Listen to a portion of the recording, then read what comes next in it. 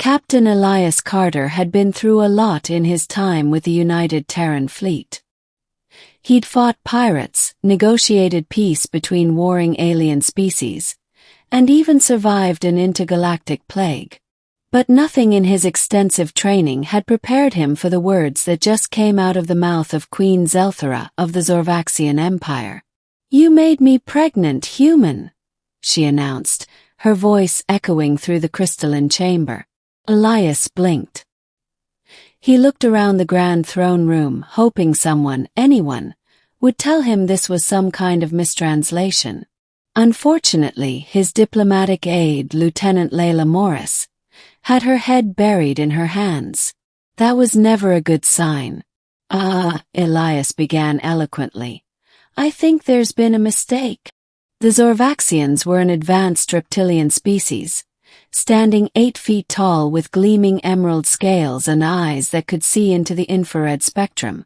Their queens were genetically engineered to rule their kind, possessing intellect and strength far beyond normal Zorvaxians. The idea that a human, him, could impregnate one was biologically impossible. Wasn't it? Queen Xelthara, seated regally upon her throne, leaned forward, her golden robes shimmering. "There is no mistake, Captain Carter. Our geneticists confirmed it.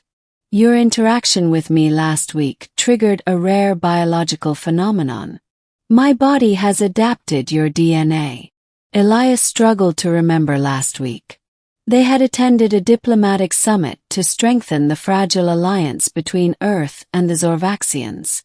There had been a lot of handshakes, formal greetings, and one minor incident where he had helped Xelthara back to her feet after she slipped on a spilled beverage. "You mean when I touched you?" he asked hesitantly.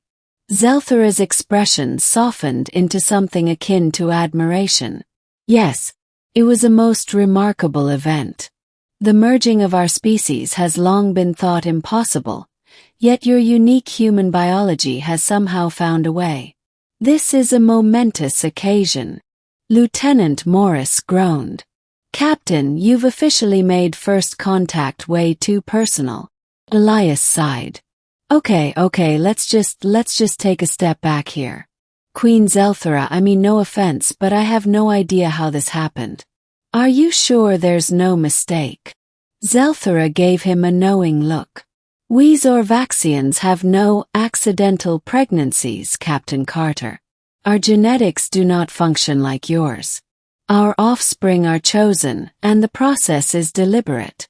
The fact that my body reacted to you, it means that nature itself has willed this." Layla whispered. "She basically just said destiny, Captain." Elias ran a hand through his hair, feeling sweat bead on his forehead. "Okay, what does this mean for us?" Xelthara stood from her throne, stepping closer, her imposing figure towering over him. "It means, Elias Carter, that you are now bound to me by honor and law. We shall rule together." Whoa, hold on. "Rule? As in?" She nodded solemnly. "You shall be my royal consort." Elias felt the color drain from his face. "Layla." "Yeah, Captain. Please tell me this isn't legally binding." Layla checked her datapad. "Well, technically, under Zorvaxian law, if a royal carries the offspring of another, the other is required to be their consort for life." Elias turned back to the Queen. "No offense, Your Majesty, but humans don't exactly work like that. We usually, date first." Xelthara smirked. "Then we shall date, as is the human way. But make no mistake, Captain Carter, our fates are intertwined." 1 month later. As it turned out, dating an 8-foot-tall alien queen wasn't the worst thing in the universe. Elias found Xelthara to be sharp-witted, surprisingly humorous, and fiercely protective of her people. Over the past month, they had dined under the twin moons of Zorvaxia Prime, sparred in a combat ring, she won obviously, and even watched a human romantic film together. She found Titanic incredibly frustrating, insisting the lifeboat should have been better managed. Despite the surreal circumstances, Elias found himself enjoying her company. Still, he had a nagging feeling that something was off.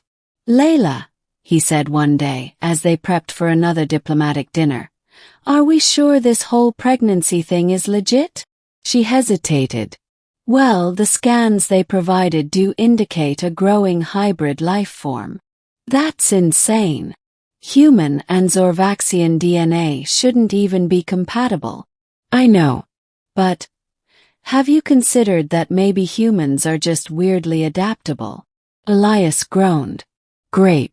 Humanity's greatest strength is being too good at surviving." 3 months later, the time finally arrived. The entire Zorvaxian court gathered in the royal birthing chamber, an opulent hall lined with golden banners.